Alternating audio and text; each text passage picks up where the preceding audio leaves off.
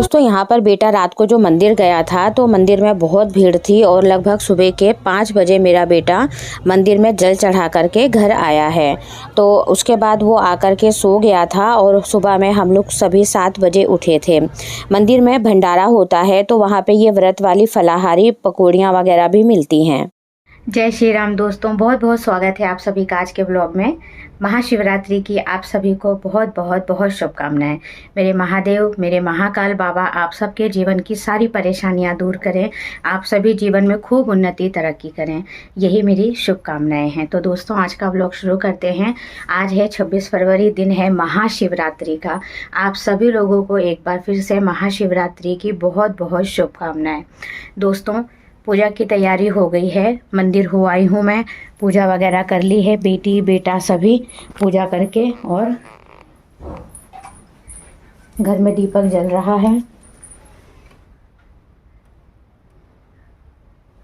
बाबा को मैंने भोग लगा दिया है।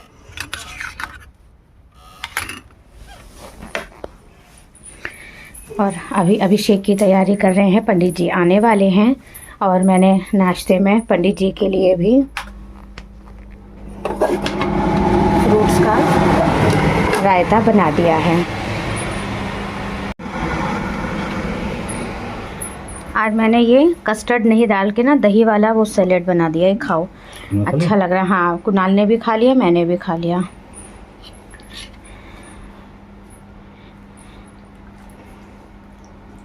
सही है ना, बढ़िया।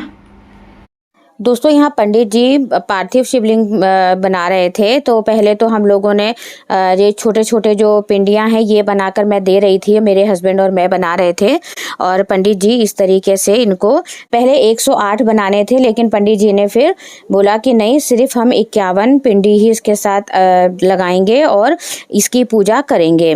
तो उसके बाद सारी तैयारियां वगैरह कर ली थी हम लोगों ने पूजन का, और ऊपर वाले हॉल में पूजा रखवाई थी। तो पूजन जो है लगभग 2 घंटे की पूजा वगैरह हुई है।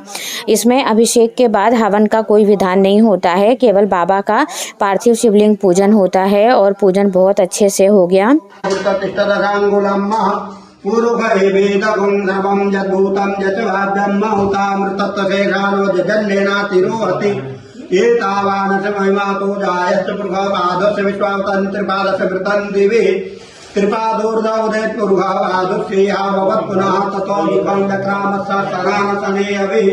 ततो विराट जायत विराजो अधिपूर्वा दधातो अतरितमस्या भूमिमतो पुरा तस्मात् जग्यास्त्रवहुतरिजारामानिवगिरे नन्दाहुनिवगिरे तस्मात् जजु तस्मात् जायत तस्मात् अस्वा अजायन्त जीवजोयातगावो अजगिरे तस्मात् जाता जावया तम जज्ञं वरहेहि प्रोक्तं वरुगं जातमग्रतः तेन देवाय दन्तगात्यादिगयच्चरि यत्पुरुगं गतजो कलितागकल्पयन्यामुखं निमस्यासिं किं बाहु किमुपादा उच्यते ब्राह्मणस्य मुखमासित बाहुराजन् कृतः भूरूतस्य जन्मजमद्गामो रुद्रो अजायत चन्द्रमामनुषो जातकक्षो सोऽद्यदद्वन्द्रापाश्चब्राह्मणसुखादभिरजायत नाभ्यासीदन्तरिजगुं लेषणादौ नमवरदनाभ्यं गोविन्द्रागोत्रागता लोकान् अकल्पयन्यः यत्पुरुषेण विनादेवजगमतन्वतः वसन्तो स्यासीदाज्यन्त्रीकमयद्मः शरद्धविः सप्तास्यासन् परिधयत्रीः सप्तसमिता कृताः देवाजगतन्तन्वाणम् अवदन् गुरवं वसुम्मः यज्ञेन यज्ञमयजन्त देवस्तानि धर्माणि प्रथमान्याकन्याति अनाकं महिमानः चचन्द्रजद्रवोर्वेदाद्याः कान्ति देवाः अध्यागं धृताः प्रजवै रसान्त। दोस्तों ये शाम का समय है और कुणाल और अनुष्का के चेहरे पे बज गए हैं 12, क्योंकि इन दोनों का आज शिवरात्रि का व्रत है और ये भाई आया हुआ है और इनको भी लग रही है भूख। तो यहाँ पर यहाँ पकोड़े बन रहे हैं, पकोड़े बन गए हैं, थोड़े से पूरी बनाऊंगी मैं, बस ये वाला एक लास्ट बैच निकल जाए उसके बाद। और यहाँ पर बनाई है मैंने आलू की सब्जी, यहाँ बनाई है पेठे की सब्जी और यहाँ बनाई है मखाने की खीर। तो सब कुछ तैयार है, बस मुझे इन सबको वेट कराने में जो मज़ा आ रहा है सब रसोई में खड़े हैं मेरे पास। तो देखो इन सब के चेहरे के हालात देखो। भोले बाबा इन्हें जल्दी से खाने को मिल जाए, इनकी यही तमन्ना है अभी। चलो देती हूँ जल्दी से बनाती हूँ। तो दोस्तों यहाँ पर सब लोगों के लिए मैंने प्लेट वगैरह लगा दी थी। बच्चे खुद ही इस काम में लगे हुए थे और इन लोगों ने प्लेट वगैरह लगाई। उसके बाद मैंने सबसे पहले मंदिर में भोग वगैरह लगा दिया था सारे खाने का, और उसके बाद फिर इन सब लोगों को खाना वगैरह दिया। सब ने खाया क्योंकि फलाहारी व्रत होता है, तो हमारे यहाँ पर ये व्रत वाली स्पेशल थाली ही खाई जाती है। तो आज के खाने में सारा व्रत का खाना ही था।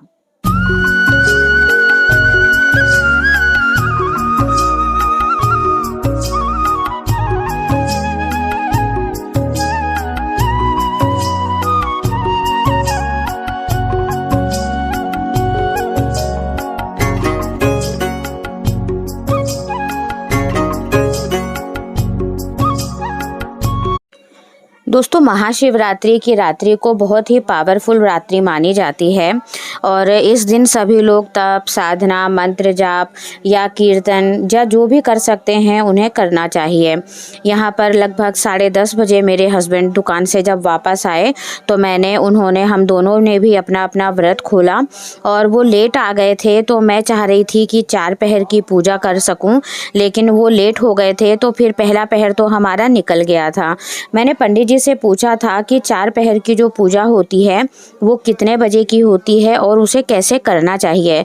तो पंडित जी ने बताया था कि रात को 10 बजे और 12 बजे और 2 बजे और सुबह के 4 बजे ये होती है 4 पहर की पूजा। और आपको इन चारों पहर की पूजा में जो दूध, दही, शहद, देसी घी और जो चीनी वाला बूरा होता है, इन सभी चीज़ों से बाबा का अभिषेक करना चाहिए। जैसे कि पहले दूध चढ़ाया, फिर स्वच्छ जल चढ़ाया, फिर दही, फिर जल, इस तरीके से जो 5 चीज़ें होती हैं इनका अभिषेक किया जाता है। यही 4 पहर की पूजा का विधान होता है। तो जब हस्बैंड लेट हो गए तो पहले पहर की पूजा तो हमारी निकल ही गई। अच्छा, मैं कर सकती थी, मैं भूल भी गई। मेरी गलती ये हो गई कि मैं अकेले नहीं कर पाई, मैं भूल गई। और उसके बाद जब हस्बैंड आए हमने व्रत वगैरह खोला। फिर उसके बाद हस्बैंड कहने लगे कि कोई बात नहीं, जो 12 बजे का पहर है तब तक तो हम जगते ही हैं, तो हम 12 बजे वाली पूजा कर लेंगे। अच्छा, मैंने और मेरे हस्बैंड ने रात को 12 बजे जो दूसरे पहर की पूजा थी वो करी और बहुत अच्छे से हम दोनों ने किया। उसके बाद फिर मैंने और उन्होंने बहुत देर तक बैठकर वहीं पर दीपक जल रहा था, क्योंकि रात भर मैंने अखंड ज्योत जलाई थी। तो वहाँ पर श्री शिवाय नमस्तुभ्यम का मंत्र जाप भी किया था। तो वो पूजा करने के बाद फिर हम लोगों ने बाबा की आरती करी और लगभग 1 बजे हम नीचे आए थे सोने के लिए।